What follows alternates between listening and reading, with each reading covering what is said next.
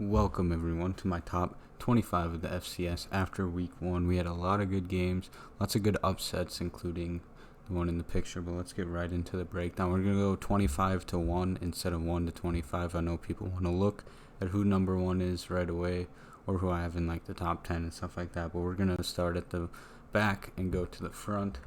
So number 1, we got Kennesaw State barely beating an NAIA team, but Reinhardt scored with like 6 minutes left, so the game wasn't as close as it looked. Why is it doing this? I don't think they're gonna go to Georgia Tech and win, but I think they could play a decent game against them. 24, we got Illinois State destroyed Butler. I think they're gonna go to Western Michigan this weekend and upset them. If they do, that would be the FCS 7th upset of the FBS, and we're going to get into more of those teams later on down here. Why is it doing this? At 23, we got Richmond. They destroyed Howard as expected, and then they go to Lehigh this week. Probably going to be another blowout. At number 22, we got Holy Cross, a playoff team last year.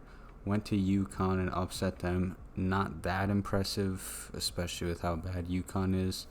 But still, it's a big win for their program. And then they play Merrimack, and that's probably not going to be a game either. But hopefully Holy Cross comes out 2-0. Technical difficulties. Like, what is going on? All right. So number 21, we got Monmouth, playoff team last year. Did not play good against Middle Tennessee State, but this week they'll bounce back at Fordham, I believe. Here we go. So, many of you don't know this, but I'm an Oklahoma State student, and I was at this game. Number 20, Missouri State. That game was not as close as it looks, but Missouri State played a good game, and I think game of the week, in my opinion, is them in Central Arkansas. As you'll see, Central Arkansas is up here in the rankings with them, but good team. They're going to compete in the Valley. And there we go. Number 19, Central Arkansas. They lost to Arkansas State. They play at Missouri State. That's game of the week, in my opinion. Not much else to say. Okay, this is annoying. Why is it doing this? Number 18, we got VMI. They beat Davidson. They play at Kent State. As much as I think they can upset Kent State, I think they're going to lose, sadly. But it would be cool for them to upset Kent State. Number 17, we got Austin Peay. They beat Chattanooga away, and now they play at Ole Miss. And yeah, not much faith that they upset them. Okay. And then 16, we got Southeast Louisiana. They beat North Alabama, and I think they're gonna go to Louisiana Tech and upset them. This is probably the biggest surprise out of the week, besides maybe the Montana game. East Tennessee State going to Vandy and upsetting them, and not just upsetting them, but destroying them. 23-3. They got paid an undisclosed amount, sadly, but I'm gonna guess it's probably 450 G's and up. What is going on? And they play Virginia Wise. I think that's a D2 school, but I didn't really look into it. But they should be 2-0 after week 2. UC Davis, another team that upset an FBS school. I don't think really many people expected it.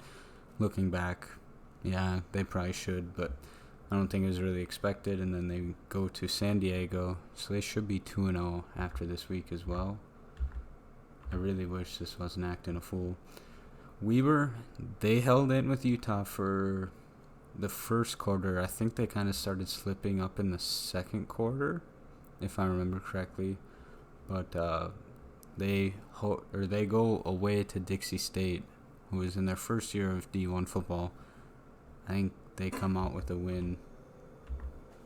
Number 11, Montana State. They went to Wyoming, and I really thought they were going to win that game. Would have been an impressive win for Coach Vegan in his first game, but they sadly lose to Wyoming. But they host Drake, and that should be a blowout. Okay, this needs to stop. Number 10, UNI. They went to Ames and lost 10-16 against a top 10 FBS school. That was one of the games that I figured if there was going to be an upset this weekend, it would have been that game. UNI always plays Iowa State really good, and it was pain to watch them actually lose, especially with how tough they played. Brees Hall did not get anything on the ground against that stiff Panthers defense, and they go to Sacramento State this weekend, and they should be 1-1 after this weekend. Number 9, we got Southern Illinois. They beat Southeast Missouri State. Their quarterback, I think it's Baker. It might be Barker. I can't remember, but he played phenomenal. 4 touchdowns, 1 pick, and he threw for around 400 yards, and that is crazy. I think SIU has a lot of steamroll from their playoff run last year. Could they upset Kansas State? It's likely. I think they lose that game. Probably 24-48. It'll be a high-scoring game, but I don't think they come away with a win. Number 8, Eastern Washington. They upset UNLV in 2 overtimes, 35-33. Not that impressive of a win, but still, it's an FBS or an FCS over FBS, and they were a playoff team last year, so that's why they're ranked high. And then they play D2 Central Washington, which shouldn't be close. Number 7, can this not do that, please? Number 7, we got Delaware. They went on the road, beat Maine 34-24 to open the year. They play St. Francis, Pennsylvania, and that'll be a blowout. But let's just take a second to admire these beautiful uniform combos from both teams, really. I really like the all-black Delaware jerseys, but number 6, a lot of people are going to say Montana should be higher. Pump the brakes. Just pump the brakes. They went to Washington and upset them 13-7. Obviously, it's a big win, but why is it such a big win? Montana's head coach said it was App State over Michigan type. Not quite. Not quite at all. I don't think Washington is as good as they are ranked. And I think Montana really gets a test versus Western Illinois. Western Illinois, obviously not a really good team, but a decent Valley team, and I think they're gonna give Montana everything they got, and it's gonna be a close game. I don't know who wins. Probably Montana, just because they're at home. But I think Montana isn't like a top 5 team like most people think. Some people even have them at number 2, which is just beyond me. But let's move on. Number 7, we got UND. They went on the road to Idaho State. Otis Weah did his thing. They came out victorious. I think they're going to go to Utah State and win. I think it'll be like a 38-27 game. I think UND's defense is going to be good. Otis Weah is going to eat as usual. Schuster and the great receivers they have are going to do good as well. And I think they're going to go to Utah State and upset Utah State. And USU, that picture is blurry. Holy. They opened the season up against Albany with the 28-6 win. Quincy Patterson, first game as a Bison, wasn't that impressive, but he got the job done. Ganella on the carries did amazing work. And USU's just continuing from what they've done previous years, and they play Valpo in that game. Won't even be close. Number 3, JMU. These pictures are messing me up. They destroyed Morehead State, as expected, 68-10. They play Maine at home. Should come out 2-0. I don't see them having an issue with any CAA teams this year, but who knows? Number 2, we got Sam Houston State. Just demolished Northern Arizona on the road. See, why is it doing this? Schmid played a really good game. He's arguably one of the best quarterbacks in FCS, and he's going to continue to lead Sam Houston. And they play Southeast Missouri State at home this week.